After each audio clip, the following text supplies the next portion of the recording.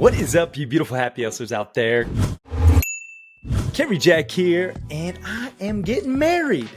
Literally, in the next week, I have my wedding, and I'm pretty pumped, a little nervous, but I have 3 relationship tips that I want to share with you that have kept my fiance, Steph, and I together for over 7 years.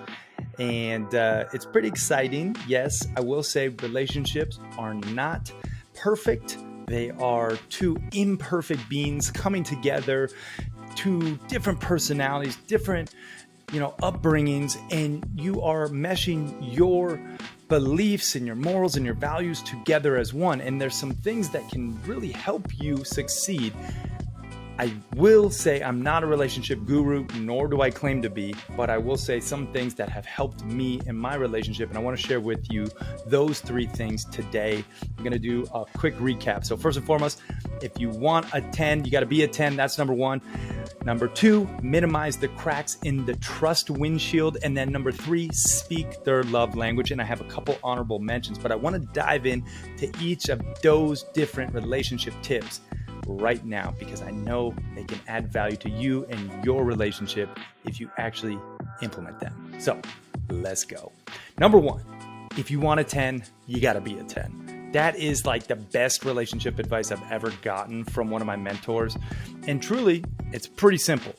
You got to be the best version of yourself if you want your partner to be the best version of themselves.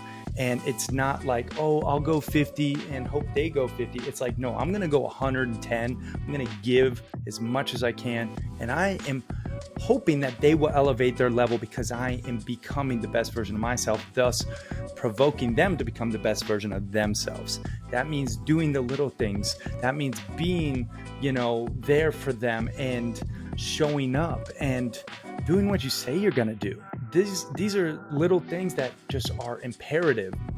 If you want a 10 in your relationship, if you want plentiful pleasure, if you want, just deep lasting love, if you want, effective conflict resolution, you have to be a 10 in each of these different compartments, each of these, different areas of your relationship. So that is the first tip. I got to say it again. If you want a 10, be a 10.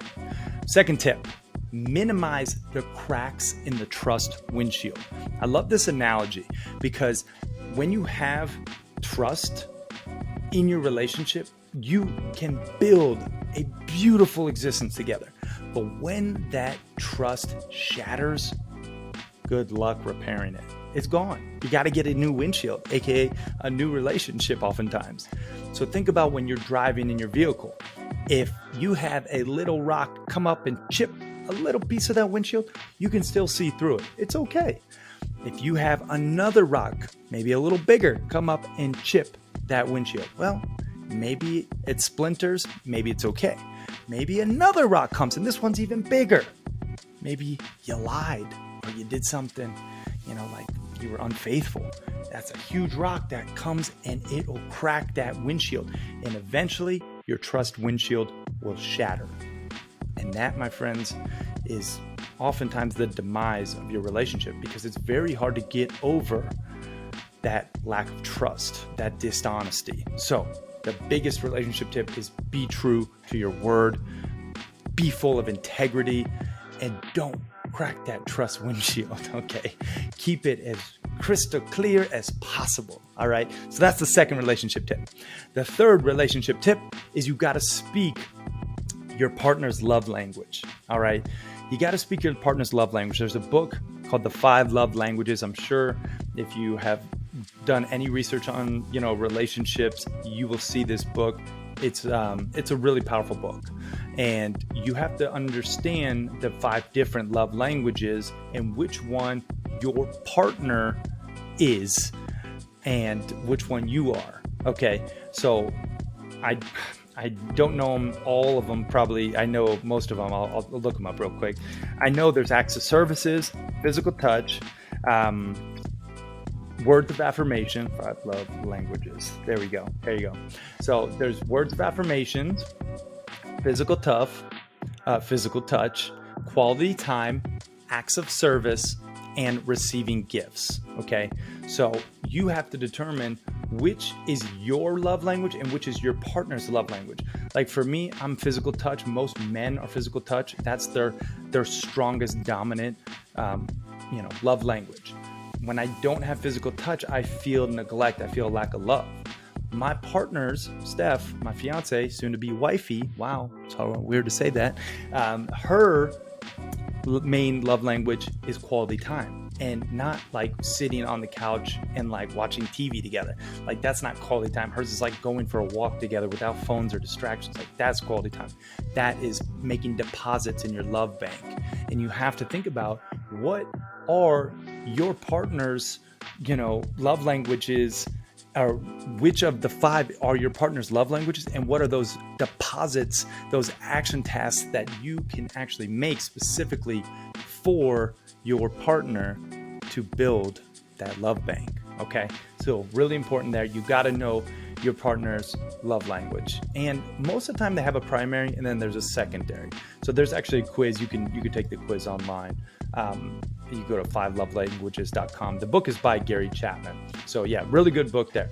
Now I want to give you 2 honorable mentions, things that have really helped me in my relationship. And I will say the first one is called the Love Calendar. I wrote about it in my book, The Happy Hustle, 10 Alignments to Avoid Burnout and Achieve Blissful Balance, under chapter, it's alignment L. It's called Loving Relationships. You can look it up. It's all in there. But this is something that has really helped me. And by the way, shameless plug, if you do want to get a copy of the book, you can go to thehappyhustlebook.com / actually, you don't need a / It's just thehappyhustlebook.com. And then you can get it for free. Just help out with shipping and handling. Anyway, this is really important, called the love language, or the love calendar, will you? And this is something that has tremendously helped me in my relationship, especially when I was going through some rough patches in my relationship. And yes, that happens in relationships. So if you want to try this love calendar, it's really helpful for getting you out of those ruts. And basically what you do is you have a calendar. We had a whiteboard calendar, but you can use just a regular calendar. And every single day at maybe around, bedtime, we would ask each other, hey, what was your love score today? And Steph would say, for example, mine's a 7. We had a good day. Maybe we were intimate. We had maybe a date night, but I wasn't as present. It was a 7. And I would say, you know what? I thought that day was awesome. I thought the sex was great. I thought everything was pretty good. My love score was a 9. So we would take our 2 scores. We would put the average, which would be an 8. And then we would put a heart around them on that specific calendar day, which is hanging in our room, this calendar. It's a whiteboard calendar. Okay. Then let's say, for example, the next day, she's like, this day was not a good love score. I had a 3 and my score was, or she had a 3 and my love score was a 5. We would put a 4 and then we would put an X over that day. Okay. Now at the end of the month, we would quantify, how many, actual love days did we have and how many X days did we have? And we could actually see the ratio. And if it's 80% love days, great. It's healthy. If it's 90% or above, you're in an amazing relationship and you keep that momentum going. If it's 80%, or if it's, below 80% love days, well, you got some work to do and you have to pivot. You have to make some shifts. Okay. And 3 questions I like to ask around this shift topic is that every Sunday we'll have something called a bear talk. And I'll ask her straight up, hey, what should I start doing? What should I stop doing? And what should I keep doing? What should I start doing? What should I stop doing? What should I keep doing? 3 things. And then I make changes in the week ahead. Okay. But here's something that a lot of people don't understand. We as humans have a negativity bias, meaning it takes, I think the statistic is 8 positives for 1 negative. That means for 1 negative altercation with your partner, you need to do 8 positive things to counteract that negative interaction. So it's so important that you keep track of your love days and your X days, because oftentimes in our relationship, we think they're going a lot worse than they actually are because that negativity bias. But when you can see, hey, you know what? We've had a lot of love this month. Let's keep on keeping on. And to that point, it's really important that you commit to your relationship. Don't just be interested in a good relationship. Be committed to a great relationship, okay? And obviously it's easier said than done. I am not perfect. Again, I got my shit. We have our fights. We have, mishaps, but I've been true. Both have integrity. We love each other. We show up for each other, and we're a team at the end of the day. And that's really why we're getting married, because, we have the big boxes checked, which leads me to the second honorable mention in terms of my relationship tips. And then I'll do a full recap.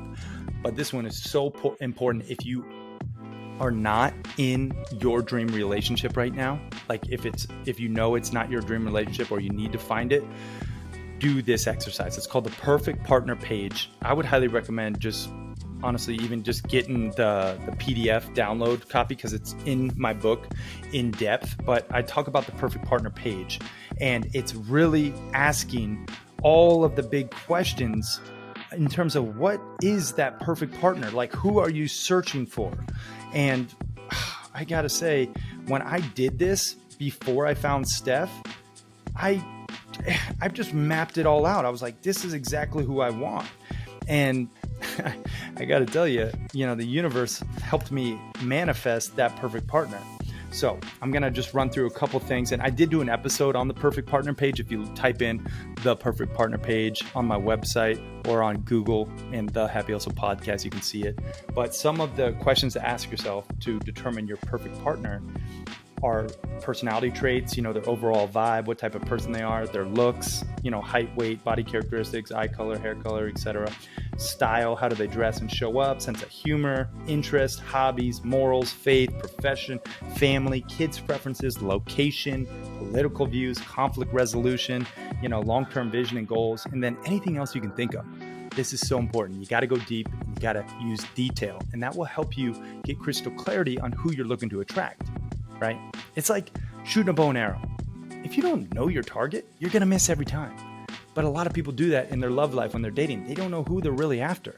So therefore, they actually end up getting, whatever comes their way, or whatever, is just being attracted by their subconscious brain. So when you are intentional and you actually write out the perfect partner, I'm telling you, that is how the magic happens. That's how I manifested the love of my life, and you can do the same. So I want to recap these 3 relationship tips. Number 1, if you want a 10, you got to be a 10. Number 2, minimize the cracks in that trust windshield. And then number 3, speak their love language. And then the 2 honorable mentions in terms of tips are do the love calendar and just, get that whiteboard and actually map out your love days and your ex days, so you can therefore quantify where your love's truly at. And then I would highly recommend, even if you're in a relationship, doing the Perfect Partner Page, because that will help you get more clarity on who you want your partner to become. And then you and your partner can share each other's perfect partner pages.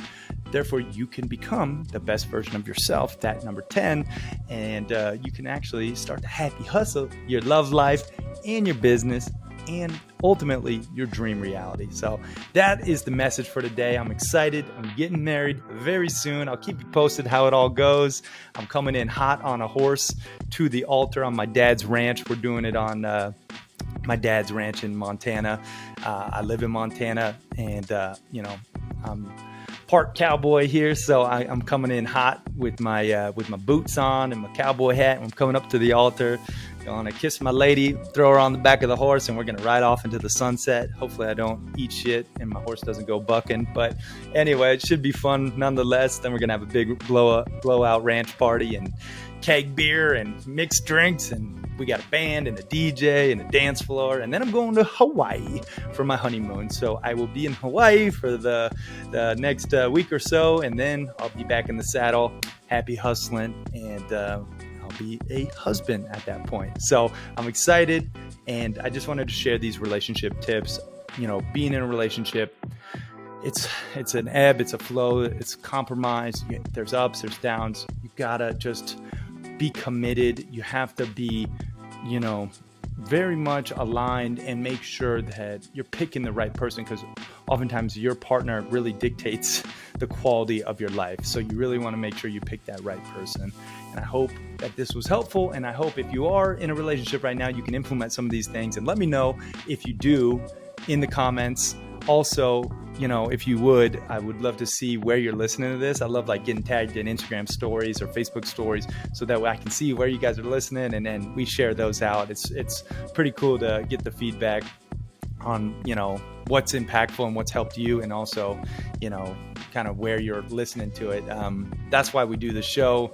It's really fun to, continue to put out content, and I love to hear it positively impacting others. And, we're going to keep it going. Apparently it's top 0.5% globally ranked podcast in the world. So we're going to keep it going based on downloads. So it's pretty awesome.